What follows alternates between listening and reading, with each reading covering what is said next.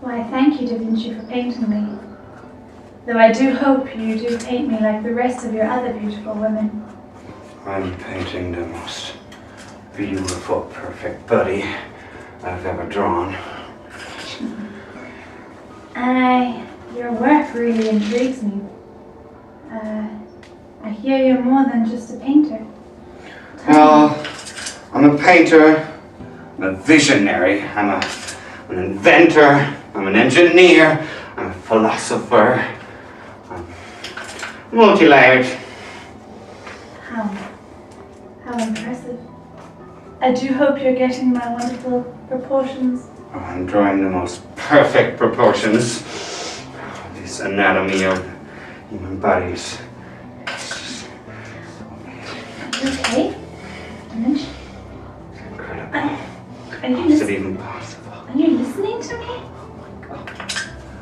Bitch. Are you okay?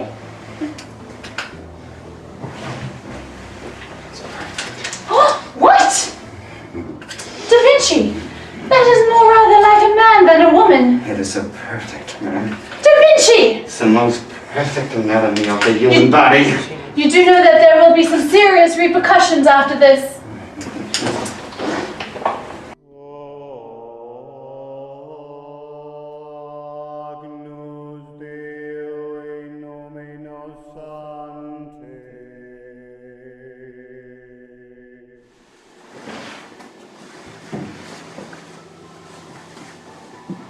Hello, Father. Yes, my child. Forgive me, Father, for I have sinned. I'm listening. I was supposed to be painted by an artist recently, and he was rather more distracted by the male flesh. Another man he was distracted by while painting me. Who might this artist be? It was Da Vinci, Father. What should I do? 10 Hail Marys and 10 Holy Fathers, and I absolve you from your sins. In nominum Pater Filius Spiritus Sanctus. Thank you, Father.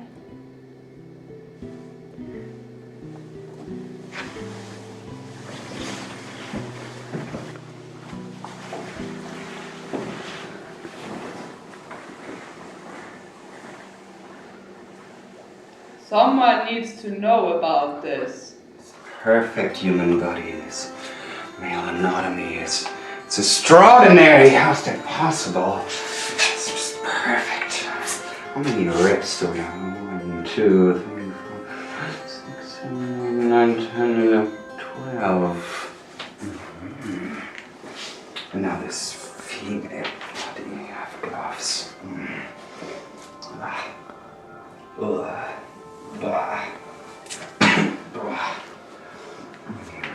1, 2, 3, 4, 5, 6, 7, 12 ribs. How's that possible? It's doesn't make sense. Attention! The Holy Pope is here. Holy Pope? Oh, Your Highness, Pope Julius II. It's a pleasure to see you. Well, Leonardo, I've heard you're a sinner. And looking at this, I believe it's right, what they say. What have I done? What have you done? Instead of painting the woman you were supposed to paint, you painted a man. But it was perfect, buddy. Man. Well, I could throw you in prison for this. Please, I can offer you something in return. You don't have to throw me in prison. I can work for you. Look at this painting I've made. I can paint you something bigger, something more extraordinary. I can paint you the last of Jesus' last meal with his apostles. No. Or look at this. I have invented this flying machine. You can take it and fly, or this agricultural tool to distribute water, or something to measure the winds. Stop! This is not enough for what you've done. How can I? What can I do? I don't want to go to prison. Well, you know we're at war, right? Don't you? We're at war with France. We're at war with Naples. Is there something else? I know your talent, Leonardo. But Holy Father, this could help us. No. This is nothing you need to see. This is... Show me. So... This looks brilliant, Leonardo. So, war machine, you don't need that. Well, we need this, yes. You know that I established the Swiss Guards. I established the Holy League. We're at constant war. This is exactly what I need. But I don't know if I can grip this for you. Well, I'm sure you're gonna make the right decision, won't you? And Holy Father, this could help us in our war. It could. We'll give you 3 days. Okay. Think about it.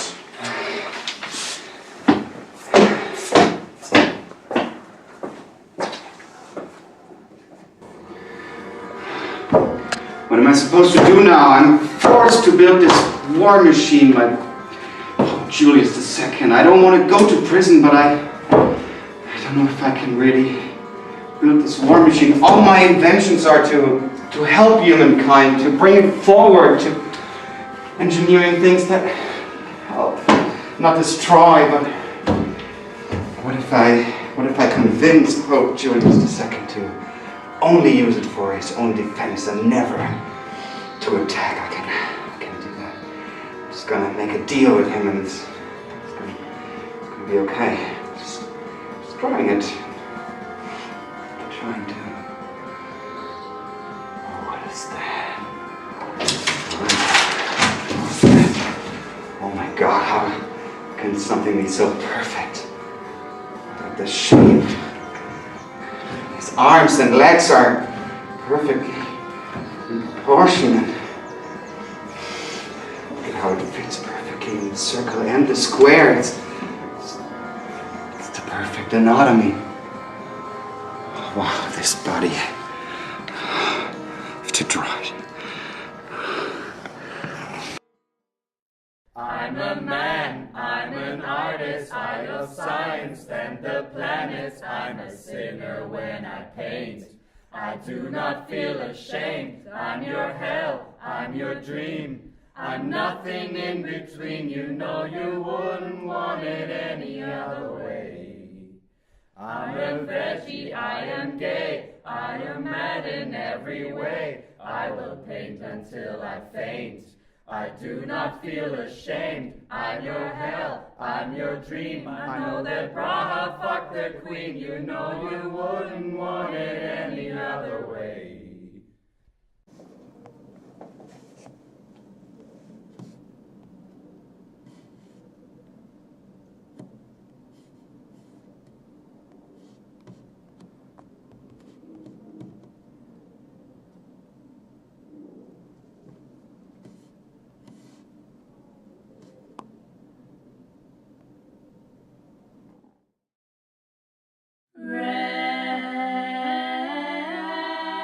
Now more than ever, my dear Katharina, I think again of the times when I was a young monk in Rome. It was a beautiful city indeed, but already full with the evidence of greediness.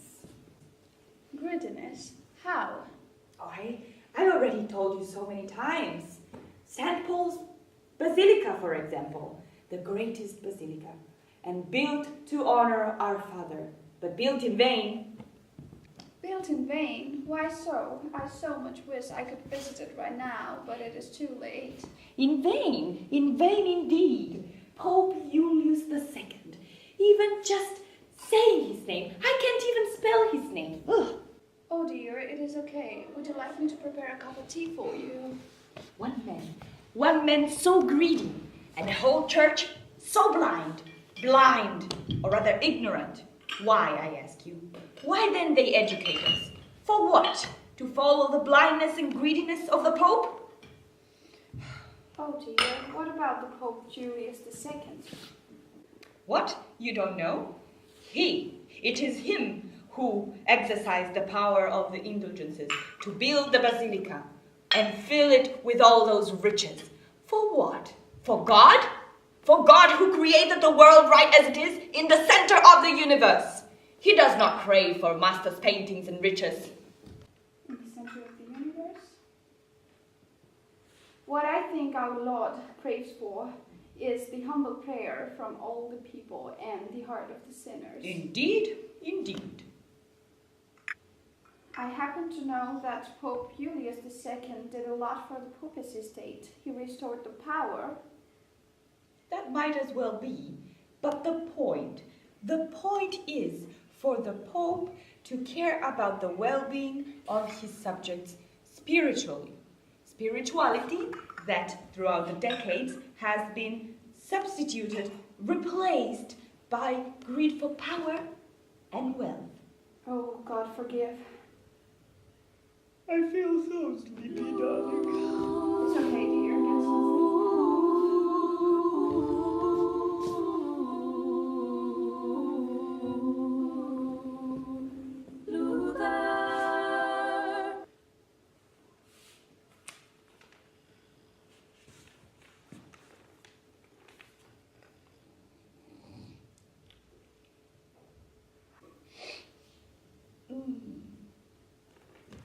My Lord Catherine, what are you reading? Oh, it's nothing. Oh, show me, my dear. It's nothing. What is it that you're reading? Galileo Galilei, dialogo sopra I due massimi sistemi del mondo. My darling, we talked about this. You know how this can poison your mind. You have worked in the institute for so much time and put so much effort into it. You have seen what science does to people. It drives them mad. I don't want this to happen to you, my darling. Please drop it away. I will maybe drop it away.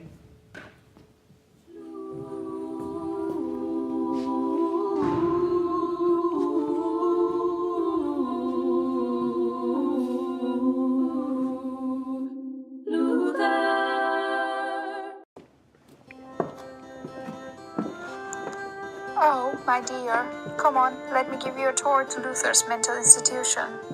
I am pretty sure that you will be absolutely amazed. Come, follow me.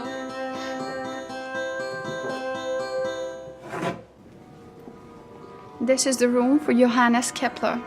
And God, bear with him, he can merely see.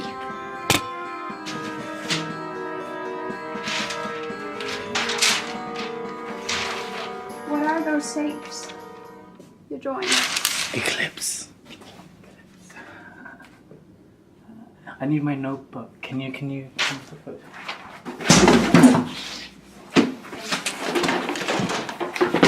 This is right here. Ah, thank you.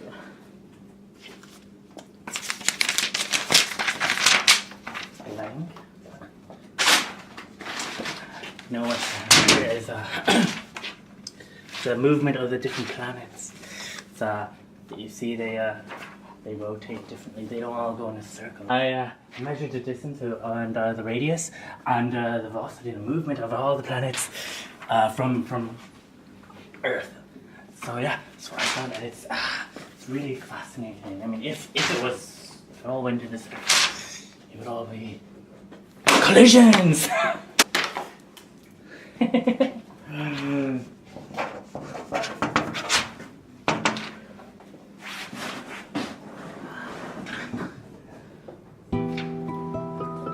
Now we are heading to the room where Copernicus is. Everybody's wrong. They're wrong. Aristoteles is wrong. Aristoteles is wrong. How are you, my dear Copernicus? They are wrong. They are wrong. Everybody believes the wrong idea. What do you mean? We are not the center. We are not the center. It's the sun. It's the sun. I proved it. I measured it. I observed that the sun. It's the sun. It's the sun, not the earth. Everybody's wrong, but I will be the one. I will be the one. I will be the one. We are spinning around our axis. Our axis as well. We are the one. The sun is the center. It's the sun. My heliocentric model is right. I know it. I know it. Just take time. It will take time. It will take time.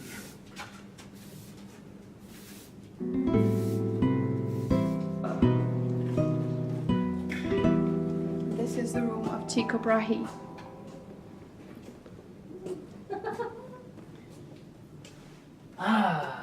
Listen. What are you doing? I just finished my heaven globe. Looking at the stars. What are you trying to find out? Nothing. I made this heaven globe, and I used my newly made device. It's called a sextant, and you can measure the distance between the. If you look through here, it's very confusing, but it took me ages to do. It looks really Have a try. Yeah. Oh, it goes. Continue my work.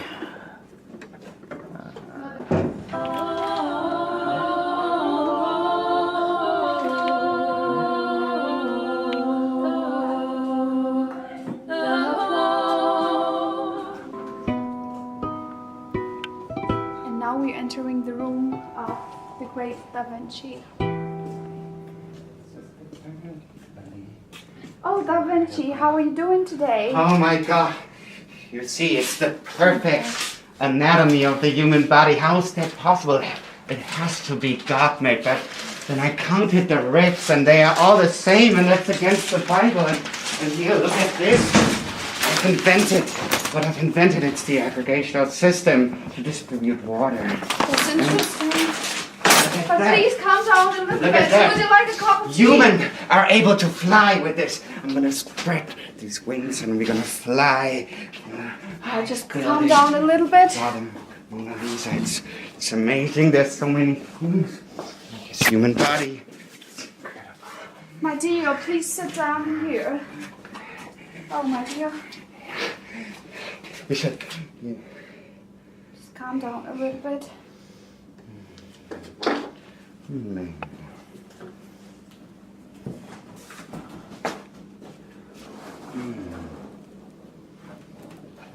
I really do understand what you're saying, but I don't know how the church will react to that. Please don't tell it to my husband. The divine.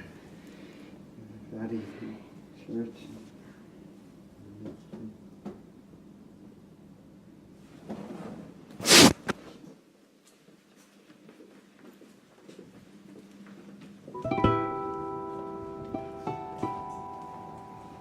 And this is the room of Galileo Galilei.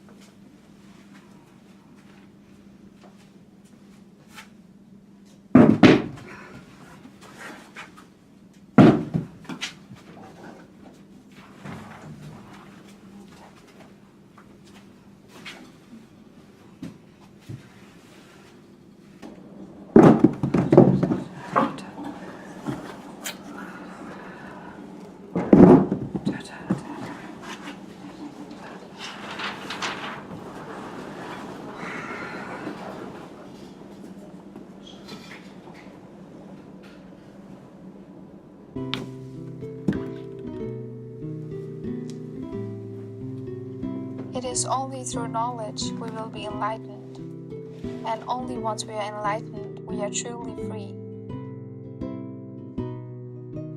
When we are free, we are able to find our own faith.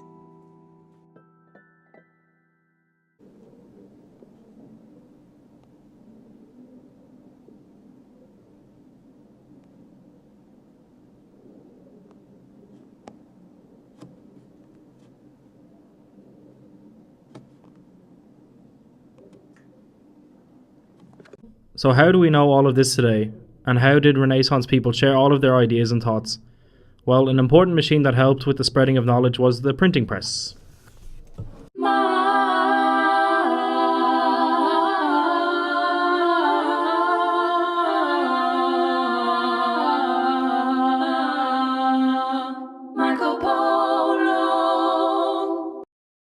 Long, long, long ago, in 1268, Marco Polo went to China, and that is where he saw Chinese people using a simple machine to print things.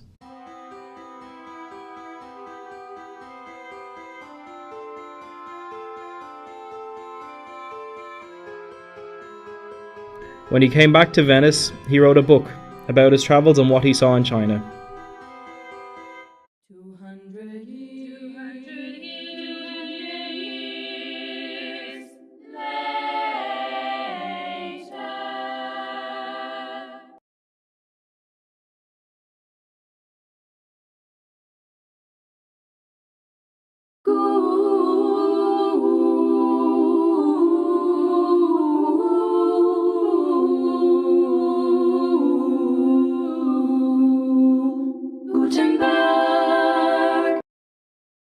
This is Johannes Gutenberg. He's having a bad day. He just made 32,000 small mirrors that he cannot sell. To make the mirrors, he had to take a loan, which he is unable to pay back now. Wo ist mein Geld?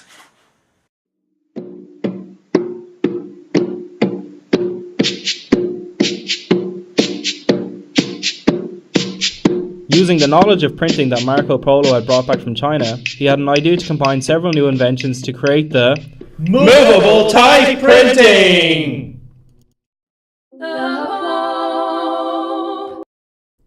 This new form of printing made it possible to make books and indulgences at a fraction of the work previously needed. In the beginning, he mainly printed Bibles for the Catholic Church. It's just a church. 100 years. 100 years later.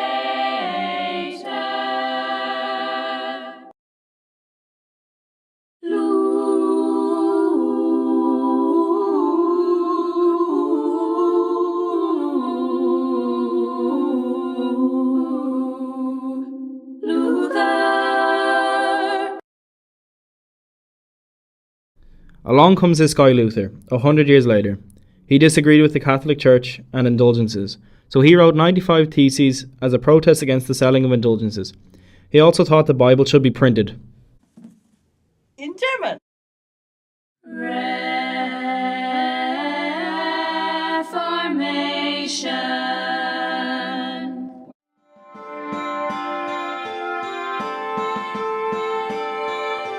The printing press was used as a weapon by both the Catholic and Protestant churches in what became known as the Reformation.